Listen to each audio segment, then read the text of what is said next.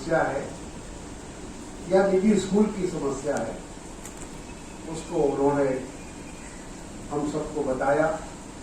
हमारे दूसरे साथियों ने भी उस पर रोशनी डाली, प्रकाश डाला। अभी प्रेम मिश्रा जी ने भी जो बिहार की एक तस्वीर पेश करने की कोशिश की, उन्होंने शिक्षा के क्षेत्र में आज हम कहाँ खड़े हैं, बिहार कहाँ खड़ा है, इसके बारे में उन्होंने बताया। आज का विषय बहुत महत्वपूर्ण है, क्वालिटी एजुकेशन फॉर ऑल करके। मैं समझता हूं कि इसकी जरूरत है, इसकी आवश्यकता है। एजुकेशन, शिक्षा गुणवत्ता के साथ हो तो यकीनन उसका लाभ देश को मिलता है, देश की आने वाली पीढ़ी को मिलता है। अभी तक जो हमारे देश में जो शिक्षा पद्धति है, इसलिए अभी वर्मा जी ने शायद कहा कि वही पुरानी पद्धति पर हम लोग चल रहे हैं जो अंग्रेजों ने बनाया था।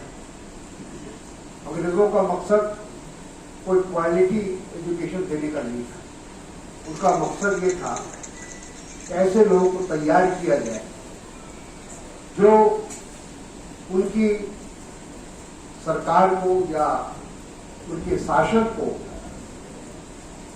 सहयोग मिल सके। बाबू लोग को तैयार करने का काम उस शिक्षा पद्धति में हुआ कि सिर्फ बाबू लोग तैयार होते हैं। लेकिन आजादी के बाद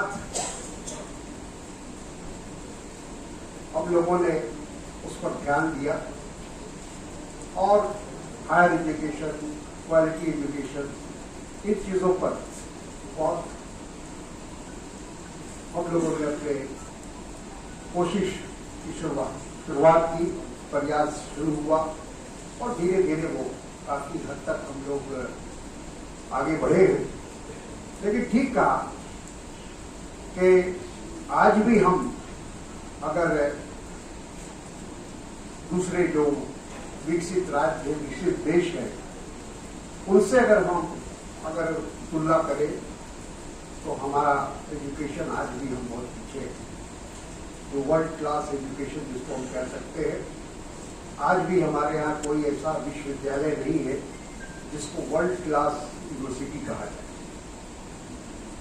और बहुत हमारी अगर देखा जाए तो बहुत पीछे भी है। तो ये सब चीजें है, इसको हमको आगे बढ़ाना है। और कहा प्रेमचंद मिश्रा जी ने कि प्राइवेट स्कूल की भूमिका ऐसे हालात में बहुत महत्वपूर्ण है।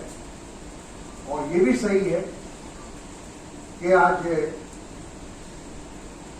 जब कोई अभिभावक अपने बच्चे का भविष्य बनाना चाहता है, उसको अच्छी जगह पर, ऊंचाई पर ले जाना चाहता है, तो उसको इस बात का एहसास होता है कि सरकारी स्कूलों में वो गुणवत्ता नहीं है, वो शिक्षा का स्तर नहीं है जिससे उसके बच्चे आगे चलकर कोई अच्छे रास्ते पर चल पड़े, कोई उनको अच्छा हायर एजुकेशन में उनको मौका मिले। तो इसलिए वो प्राइवेट स्कूलों की तरफ देखते हैं, निजी स्कूलों की तरफ देखते हैं। हम सबके बच्चे सब निजी स्कूल में पढ़ा हुए, ये भी एक सच्चाई है, एक हकीकत है, लेकिन इसको हम स्वीकार नहीं करते। आज मैं इस बात के लिए आप सबको बधाई भी देना चाहूंगा कि आप लोग निजी स्कूल के माध्यम से जो पूरे देश के अंदर और विशेष रूप से बिहार के अंदर जो आप आने वाले पीढ़ी की जो सेवा कर रहे हैं, ये कोई मामूली बात नहीं, ये बहुत बड़ी बात है। सारी मुसीबतों के बाद, सारी परेशानियों के बाद, अभी उसका भी जिक्र हमारे परिषद के लोगों ने किया, शमाइल साहब ने किया। कितनी कठिनाई से पिछले खास तौर पर 16 महीने से, जब से कोरोना काल की शुरुआत हुई, कोरोना का प्रकोप शुरुआत हुई, तब से लगातार जो जिस तरह से हर क्षेत्र के लोग उससे प्रभावित हुए, लेकिन विशेष रूप से जो निजी स्कूल के शिक्षक हैं वो काफी हद तक प्रभावित हुए। उनको किसी प्रकार की सहायता नहीं मिली। बड़े बड़े पैकेज का ऐलान हुआ, लेकिन उस पैकेज में निजी स्कूल के शिक्षकों के लिए कोई जगह नहीं। तो ये बात अफसोस की बात है, क्योंकि ये बात सही है कि कोई भी सरकार हो, कोई भी प्रधानमंत्री हो, मुख्यमंत्री हो, उससे यही अपेक्षा रहती है कि कोई मुसीबत आएगी, कोई संकट आएगा, कोई कठिनाई आएगी, तो वो आगे बढ़कर सरकार आगे बढ़कर मदद करेगी, सहायता करेगी।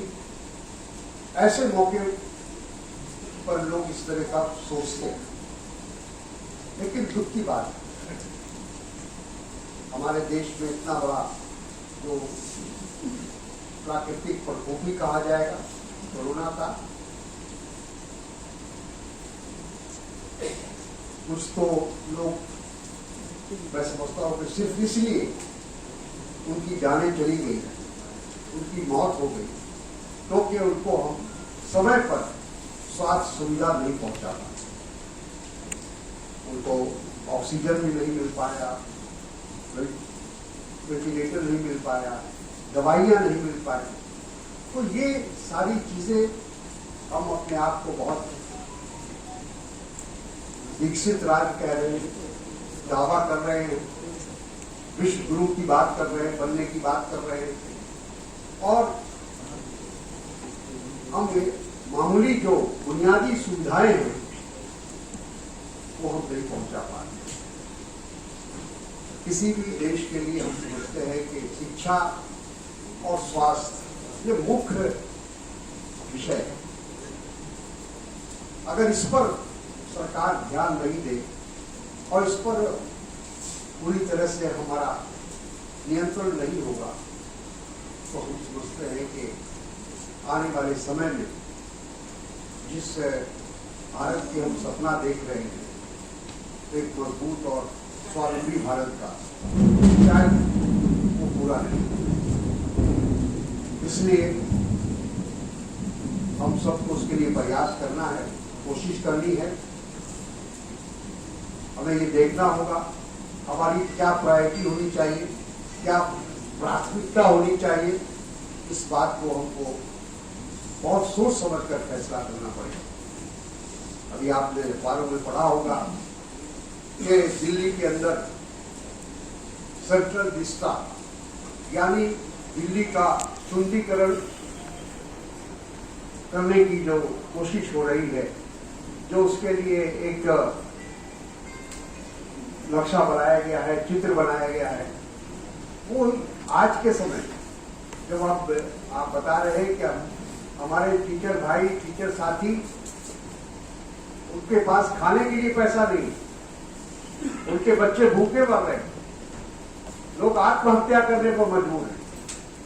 और ऐसी परिस्थिति में हमारी सरकार का ये फैसला होता है कि हम एक नया पार्लियामेंट बनाएंगे, नया प्रधानमंत्री निवास बनाएंगे, हम नया उपराष्ट्रपति निवास बनाएंगे, नया कार्यालय बनाएंगे, नया सेक्रेटेरिएट बनाएंगे। ये कहाँ की होशबंदी, ये कहाँ की अकलबंदी?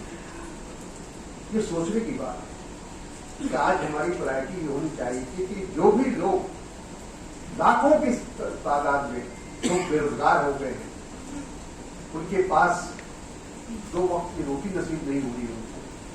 और उसी तरह से जो हमारे शिक्षक गण हैं, उनकी हालत बद से बदतर है, क्योंकि जब विद्यार्थी नहीं आ रहे हैं, अभिभावक की हालत खराब है, उनकी नौकरी खत्म हो गई है, उनके आमदनी खत्म हो गई है, तो वो कहाँ से समय पर आपको फीस देंगे? और ऐसी हालत में कहां से पैसा लाएंगे? ये सारी चीजों को सरकार को सोचना चाहिए, हुकूमत को सोचना चाहिए। हम जैसे जो जनप्रतिनिधि अपने को कहते हैं, हमको हमारी जिम्मेदारी, हमको सोचना चाहिए कि हम कैसे ऐसे कठिन समय में हम कैसे लोगों की मदद कर सकते हैं।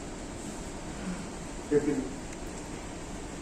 अब हम लोगों को देखना है, अभी फिर तीसरी लहर की बात चल रही है। 2 लहर को हम लोगों ने झेल लिया, लाखों की तादाद में हमारे दोस्त, रिश्तेदार, परिवार के लोग, हमारे बहुत सारे जानने वाले, उनकी मौत हो गई, उनकी बेवजह मौत हो गई, हम ये कह सकते हैं। हम लोग अगर पहले से उसके लिए तैयार होते, पहले से उसके लिए सारी चीजों की व्यवस्था होती, तो शायद हम आधे से ज्यादा लोगों को बचा सकते। मैं फिर आप सबका को धन्यवाद देता हूं और यही कहूंगा, बिहार के बारे में हमारे प्रेमचंद मिश्रा जी ने बताया कि बिहार की शिक्षा क्षेत्र की क्या हालत है। हमारे 2 लाख से ज्यादा शिक्षक की बहाली नहीं हो पा रही है। क्या कारण है ये तो मुख्यमंत्री जानते होंगे। और उसी तरह से विद्यालयों की क्या हालत है, उसके रखरखाव का क्या हालत है, ये सब हम लोग अपनी आंखों से भी देखते हैं। जब हम लोग गांव में, देहातों में जाते हैं, अपने क्षेत्र में जाते हैं, तो ये कठिनाइयों का सामना हम लोग को भी करना पड़ता है। तो ये सारी चीजें हैं। क्वालिटी एजुकेशन अगर हमारे बिहार में होता, अगर हमारी शिक्षा बिहार के अंदर गुणवत्ता के साथ होती, तो आज लाखों विद्यार्थियों को बाहर दूसरे राज्यों में जाकर नहीं पढ़ना पड़ता। आज मैं समझता हूं कि हजारों करोड़ रुपया हमारे बिहार का आज दूसरे राज्यों में जा रहा है, सिर्फ इसलिए कि गुणवत्ता नहीं है। यहाँ जो अभिभावक सहन कर सकते हैं, बर्दाश्त कर सकते हैं, वो अपने बच्चों को बाहर भेजते हैं पढ़ने के लिए। कोई दिल्ली जा रहा है, कोई बेंगलोर जा रहा है, कोई नागपुर जा रहा है, ऐसे तमाम जहाँ जहाँ जो इस तरह की व्यवस्था है वहाँ जा रहा है। लेकिन यहाँ हम उस चीज को पूरी तरह से डेवलप नहीं कर पा रहे हैं। ये अपने आप में एक चिंता का विषय है। तो मैं इतना ही कहूँगा कि आपने जो बातें रखी हैं, जो मसाइल रखे हैं, प्रेमचंद जी ने कहा है कि इसको वो उठाएंगे, इजहार साहब ने कहा है कि वो विधानसभा में उठाएंगे, और मैं भी चाहूँगा कि उसका पूरा एक मसौदा तैयार करके हम लोगों को आप दे दें, ताकि हम अपने जो दिल्ली में लोकसभा के हमारे विपक्ष के नेता हैं और जो राज्यसभा में हमारे विपक्ष के नेता हैं, उनको मैं इन चीज़ों को दूंगा और उनसे कहूँगा इस बात को कि आप इस मसले को लोकसभा में सदन में उठाएं। आप जो समस्याएं हैं उसको विस्तार से एक बार लिखकर हमको दे दें, तो उससे हम लोगों को फायदा होगा। और फिर आपको विश्वास दिलाता हूँ तो हम लोग अपने स्तर से जो भी बल पड़ेगा, तो हमारे साथ पुरानी जान बचाने जैसा उन्होंने बताया, तो एक अरसे से हम उनको जानते हैं, उनकी सलाहियत की भी तारीफ करनी पड़ेगी कि उन्होंने जिस तरह से एसोसिएशन को पूरे देश में फैलाने की कोशिश की है। सारे देश के जो निजी स्कूल हैं उनके समस्याओं को इकट्ठा करने की कोशिश की है और संगठन को बहुत नीचे स्तर तक, प्रखंड स्तर तक ले जाने की उन्होंने कोशिश की। तो ये मैं सोचता हूँ कि एक अच्छे संगठन करता है वो, और उन्होंने एक अच्छा संगठन तैयार किया है पूरे देश में। कई जगह पहले भी मुझे उनकी कार्यक्रम में जाने का, शामिल होने का मौका मिला है। तो मैं बहुत उनसे उम्मीद भी करता हूँ और आशा करता हूँ अपनी आवाज़ जिस तरह से वो बुलंद कर रहे हैं, अपनी समस्याओं को रख रहे हैं, ये अच्छी बात है। कोई भी समुदाय हो, वर्ग हो, चाहे वो मजदूर हो, किसान हो, चाहे वो शिक्षक हो, अपना संगठन बनाकर अपनी आवाज को जब तक पूरी ताकत से नहीं उठाएंगे, तब तक जो हमारे देश की जो हालत है, हमारी जो सरकारें हैं, हालांकि हम समझते थे कि सरकार खुद अपनी ओर से कुछ ऐसा कदम उठाए, लेकिन हो ये रहा है कि जब भी कोई वर्ग जब तक खड़ा नहीं होता है, जब तक वो संघर्ष नहीं करता है, जब तक अपनी आवाज को बुलंद नहीं करता है, तब तक उसकी बात सुनी नहीं जाती। सरकार, कहावत है कि सरकार जो है वो बहरी होती है, अंधी होती है, जब तक उसको आप जगाइएगा नहीं, तब तक वो आपकी बात वो सुनेगा। तो बेहतर ये होगा कि आप आने वाले समय में अपने सेशन के माध्यम से तमाम बातों को सरकार तक पहुंचाने की कोशिश करें, और जरूरत पड़े तो सड़क पर भी आने की जरूरत है, तो सड़क पर भी आना चाहिए। लोकतंत्र में, जमहूरियत में हमेशा समय समय पर अपनी शक्ति का, अपनी एकता का प्रदर्शन करना पड़ता है। सरकार तभी झुकती है जब उसको लगता है कि ये वर्ग हमारे लिए कोई मुसीबत पैदा कर सकता है, तो तब सरकार को विचार करना पड़ता है, सोचना पड़ता है। तो आज जो हालत है आपकी, यकीनन बहुत ही कठिन समय से आप सब गुजर रहे हैं, मैं इस बात को महसूस कर रहा हूं, और आप सबको अपनी बात को पूरी ताकत के साथ, पूरे जोर के साथ कहना चाहिए। ये आपका अधिकार है, हक है, आप इस देश के नागरिक हैं। इस देश के नागरिक होने की हैसियत से आपको ये बात का अधिकार है कि आप अपनी बात को सरकार के समक्ष रखें, पूरी ताकत से रखें और उसको पूरा कराने की कोशिश करें। तो मैं आपका ज़्यादा वक्त नहीं लेते हुए, मैं इन्हीं बातों के साथ एक बार फिर शमाइल साहब का, इस विषय के तमाम पदाधिकारियों का, आप सब का जो यहाँ आए हैं, उनको धन्यवाद, आभार, और उसके इस उम्मीद के साथ, इस आशा के साथ कि आप आने वाले समय में भी ऐसे विषयों को लेकर आप आवाज बुलंद करते रहेंगे, क्योंकि आप वो सेवा कर रहे हैं जो देश की सेवा, सही मानों में देश की सेवा है।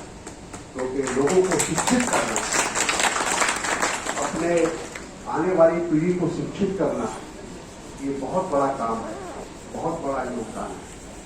यही पीढ़ी जो आप आगे चलकर हमारे देश के लिए कर्णधार बनेंगे, ऐसे पीढ़ी को आप आगे बढ़ा रहे हैं, और उनकी गुणवत्ता की बात कर रहे हैं, उनकी शिक्षा की बात कर रहे हैं, उनको कैसे देश के प्रति, समाज के प्रति क्या उनका कर्तव्य है, इन चीज़ों को आप उनके मस्तिष्क में, उनके मन में ये बात हटाने की कोशिश करें। क्योंकि शिक्षा सिर्फ किताबों से नहीं, बल्कि हमारे यहाँ, हमारे देश के अंदर जो हमारा संस्कार है, वो भी सिखाने की जरूरत पड़ती है, और उसको भी समझने की जरूरत है। हमारे जो आने वाली पीढ़ी है, वो इस देश का हमारा क्या संस्कार है, हमारी क्या तहजीब है, इसको भी समझे, और साथ साथ अनुशासित होकर कैसे देश की सेवा हो सकती है, ये भी आपको सिखाते हैं। और इसके लिए आप सबको धन्यवाद, बहुत बहुत धन्यवाद।